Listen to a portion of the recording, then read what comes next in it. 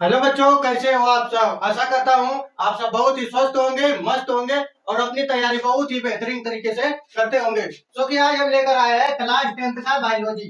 Class 10th का biology, जिस chapter का नाम क्या है, जैव प्रकर्म। इंग्लिश में इसको बोला जाता है लाइफ प्रोसेस। तो चलिए हम आज इनमें जानने वाले हैं जैव प्रकर्म क्या है और पोषण भी क्या है, ये सब सारी चीज जानेंगे। तो चलिए इसमें सबसे पहले जानते हैं जैव प्रकर्म।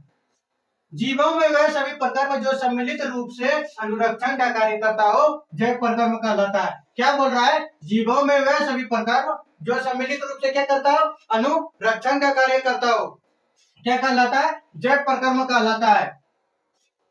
मान लीजिए आपके जब किसी तरह से किसी खेलने कूदने में जब आप कार कहीं पे कट जाता होगा, छिल जाता होगा, तो आप क्या करते होंगे? दवाई तो नहीं लेते होंगे। तो क्या करता होगा शरीर? धीरे धीरे अपने आप में मेंटेन करके क्या करता है? वो सही कर देता है।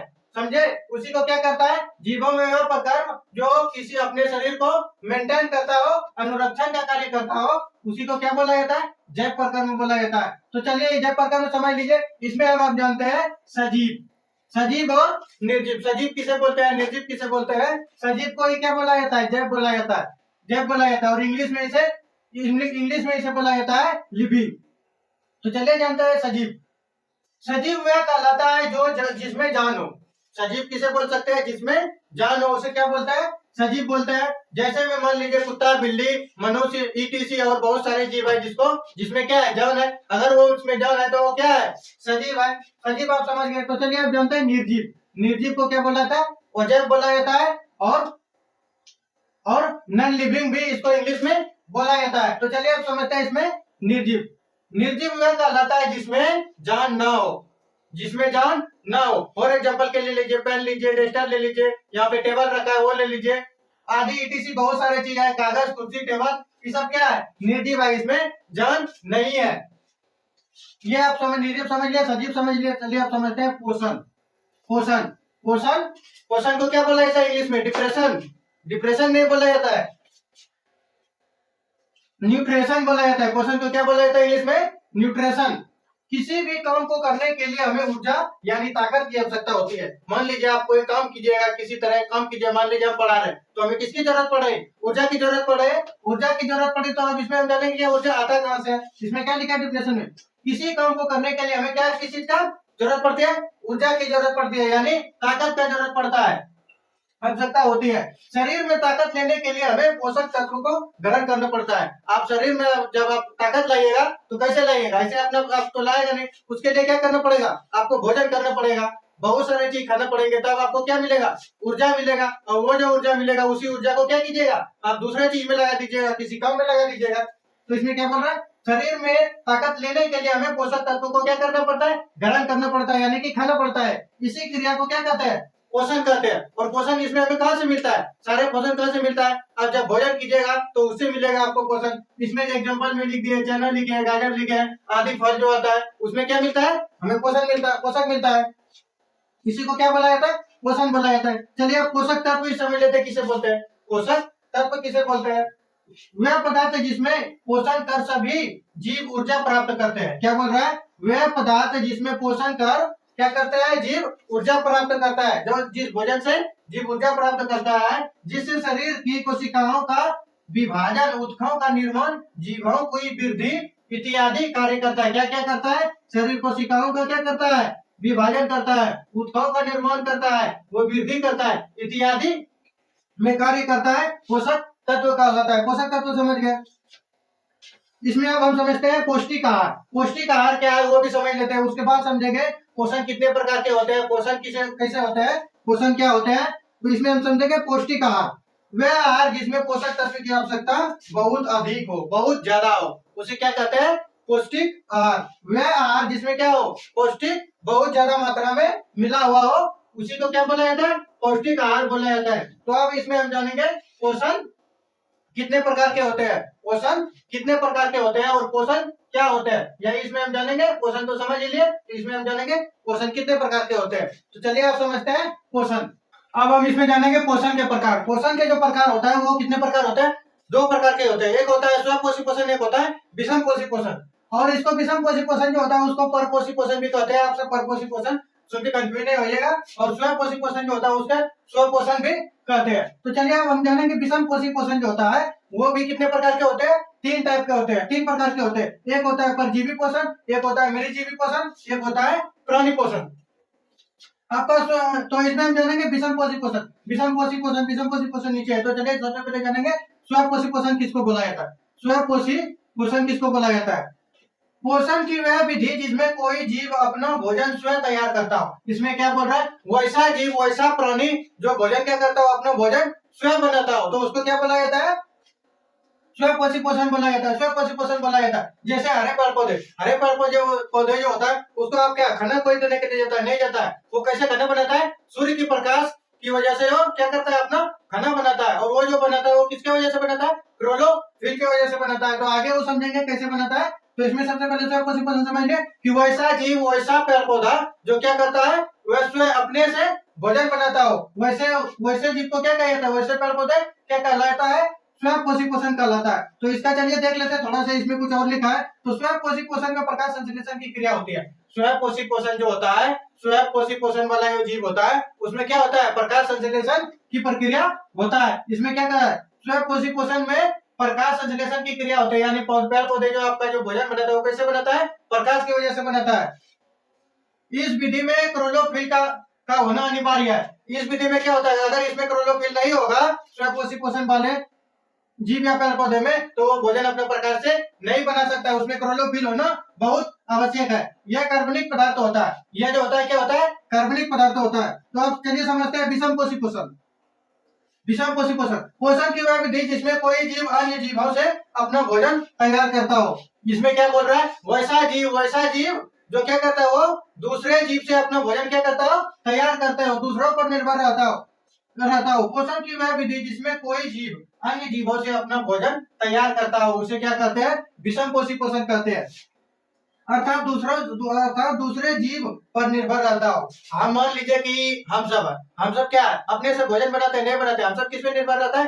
पेड़ पौधे पे। आप कुछ भी खाइए तो वो कहाँ से आता है? पेड़ पौधे से आता है।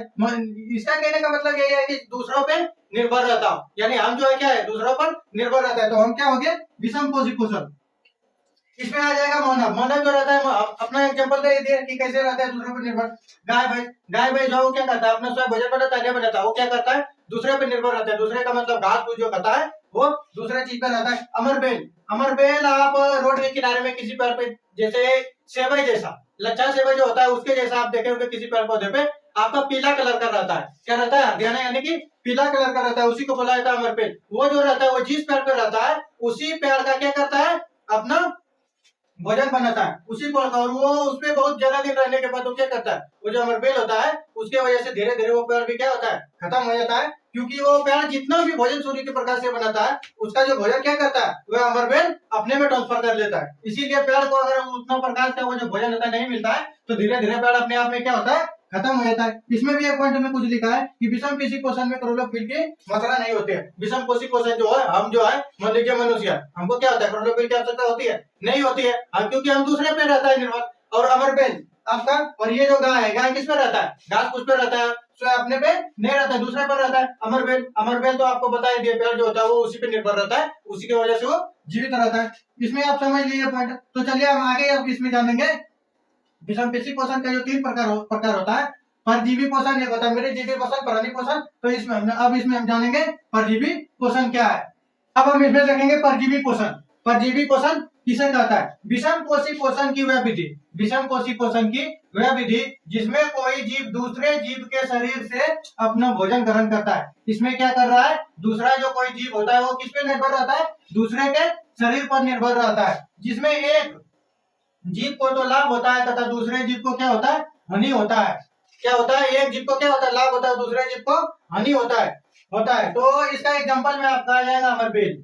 अमरबेल जो ये होता है, ये क्या किस पे निर्भर रहता है? किसी दूसरे पेड़ पर निर्भर रहता है। जब आप सड़क पे चलते होंगे तो आप एक पेड़ पे देखते होंगे कि उसपे पीला कलर का जो होता है, लच्छी सेवई जैसा बहुत सारा पूरा ढका हुआ रहता है, उसी को अमरबेल बोला जाता है। वो जो अमरबेल होता है, करता क्या है कि वो जो पेड़ है, वो पेड़ अपने क्लोरोफिल की वजह से क्या करता है, सूर्य के प्रकाश की उपस्थिति में क्या करता है, अपना भोजन बनाता है। और वो पेड़ जो भोजन बनाता है, उसी पेड़ का भोजन अमरबेल जो होता है क्या करता है, अपने और ट्रांसफर कर लेता है, जिसके वजह से पेड़ को अपना अपना जो एनर्जी होता है उसको नहीं मिलता है, और उसी की वजह से वो जिस पेड़ पे रहता है तो वो पेड़ क्या होता है, धीरे धीरे मर जाता है, और अमर पेड़ अपना जीवन यापन उसी पेड़ पर करता है। तो इसका फॉर एग्जाम्पल हो गया क्या, अमर पेड़, जो कि ये क्या रहता है, दूसरे पर निर्भर रहता है, पेड़ पर निर्भर रहता है। ये आप समझ लिए परजीवी पोषण। अब समझते हैं मृत जीवी पोषण।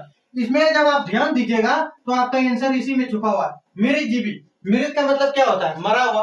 मृत का मतलब क्या होता है, मरा हुआ ना होता है। तो इसमें जब आप ध्यान दीजिएगा मृत जीवी, तो इसी में आपका आंसर छुपा।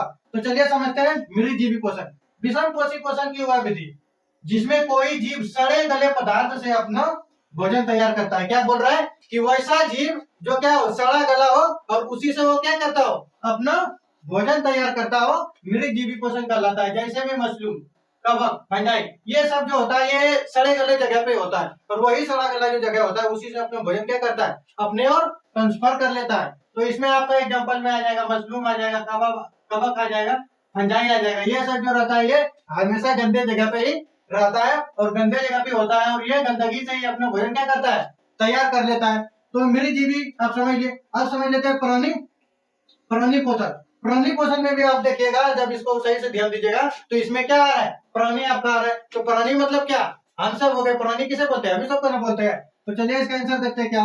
विषम पोषी पोषण की वह विधि जिसमें जीव अस्थायी अथवा अस्थायी रूप से कठोर पदार्थ को क्या करता है, ग्रहण करता है। हम सब जो होता है क्या करता है, अस्थायी रूप से, और अस्थायी रूप से कहने का मतलब है कि अस्थायी रूप से, यानी कि हम सब क्या करते हैं, किसी दूसरे चीज पर क्या करता है, खाना खाते हैं, भोजन खाते हैं, किसी दूसरे से अपने और ट्रांसफर कर लेते हैं कोई चीज खाकर। और वह अस्थायी का मतलब है कि आप दवाई पर भी क्या करते हो, निर्भर रह सकते हो। जब आप बहुत मतलब आपका बहुत स्थिति खराब रहता है तो क्या करता है डॉक्टर, आपको किसके बल पे रखते हैं, पानी आपको सलाइन जो करता है उसी के बल पर अगर चाहेगा तो वो आपको 2 3 3 दिन 4 दिन जितना दिन मर जाए उतना दिन आपको रख सकता है वो जीवित। इसीलिए लिखा है वो अस्थायी रूप से, यानी कि बिना कुछ खाए भी आप इंजेक्शन के मदद से या आपका जो होता है वो सलाइन उसी के मदद से आपको क्या करता है, जिंदा रख सकता है, या कठोर पदार्थ को ग्रहण करता है, प्राणी पोषण कहलाता है। इसका एग्जाम्पल में आ जाएगा मानव शरीर, जैसे कि हम सब दूसरे पर भी क्या है, निर्भर है। और अगर डॉक्टर चाहेगा कि इसको सलाइन की वजह से सलाइन चढ़ा चढ़ा कर इसको अगर जिंदा रखे तो वो बहुत दिन तक आपको रख सकता है। जानवर में भी ऐसा होता है, किसी कठोर पदार्थ को भी क्या करता है, ग्रहण करता है और अपना जीवन यापन करता है। आप ये समझ लीजिए। अब इसमें प्रकाश संश्लेषण क्या, वह प्रकार में जिसमें कोई हरे पेड़, क्या कह रहा है, वैसी क्रिया जिसमें कोई एक हरे पेड़ सूर्य की प्रकाश की उपस्थिति में अपना भोजन बनाता है। क्या कह रहा है, सूर्य की जो प्रकाश होता है उसी के उपस्थिति में क्या करता है, भोजन अपना बनाता है या तैयार करता है, प्रकाश संश्लेषण कहलाता है, प्रकाश संश्लेषण कह रहा है। यानी इसका कहने का मतलब है कि एक ऐसा पेड़ जो क्या करता हो, अपना सूर्य की उपस्थिति में क्या करता हो, अपना भोजन बनाता हो, उसी विधि को क्या कहते हैं, प्रकाश संश्लेषण कहते हैं। इसका एग्जांपल में तो वही पेड़ बनाता है सिर्फ। तो अब इसमें देखते हैं प्रकाश संश्लेषण में होने वाले घटनाएं। प्रकाश संश्लेषण जो होता है उसमें क्या क्या कौन कौन से विधि की वजह से वो क्या करता है, भोजन बनाता है। तो चलिए इसमें देखते हैं। सबसे पहले हरे पेड़ पौधे प्रकाश संश्लेषण की क्रिया में अपना क्लोरोफिल से प्रकाश ऊर्जा को अवशोषित करता है। क्या कह रहा है, हरे पेड़ पौधे जो होता है वो अपना प्रकाश से जो भोजन बनाता है वो कैसे बनाता है, अपना क्लोरोफिल की वजह से क्या करता है, प्रकाश को अपने अंदर अवशोषित करता है। किसी भी पेड़ में देखिएगा उसमें क्या होता है, हरा हरा जैसा होता है, वही हरा हरा जैसा जो होता है आपका उसमें जो चीज होता है उसी को बोला जाता है क्लोरोफिल। या फिर आपको क्वेश्चन में ये पूछा जा सकता है कि क्लोरोफिल जो होता है उसका कलर क्या होता है, उसका क्या होता है, हरा होता है। ठीक है। और दूसरा नंबर में आपको दिया गया है कि प्रकाश ऊर्जा को रासायनिक ऊर्जा में बदलने का कार्य करता है। प्रकाश का जो ऊर्जा है उसको क्या करता है, फिर रासायनिक ऊर्जा में क्या करता है, ट्रांसफर करता है या फिर बदलता है। ठीक है। और इसमें आपको तीसरा नंबर में दिया गया है कि जल के अणुओं को हाइड्रोजन एवं ऑक्सीजन में क्या करता है, तोड़ता है। जल के अणुओं को हाइड्रोजन एवं ऑक्सीजन में टूटना क्या करता है, जल को हाइड्रोजन और ऑक्सीजन में क्या करता है, टूटता है। उसके बाद देखेंगे कार्बन डाइऑक्साइड का कार्बोहाइड्रेट के रूप में अपचयन होना। क्या करता है, कार्बन डाइऑक्साइड का कार्बोहाइड्रेट में क्या होता है, अपचयन हो जाता है। अब इसमें ये आपका जो होता है ये आपका खत्म हो गया ये लेक्चर। तो अब हम उसमें अगले लेक्चर में पढ़ेंगे शोषण पढ़ेंगे अगले लेक्चर में। तो आज के लिए इतना ही है, अगले नेक्स्ट वीडियो में मिलेंगे कि शोषण क्या है, वाष्प विसर्जन क्या है, उसी के बारे में पूरा डिटेल में जानेंगे। तो आज के लिए इतना ही, बाय बाय टाटा।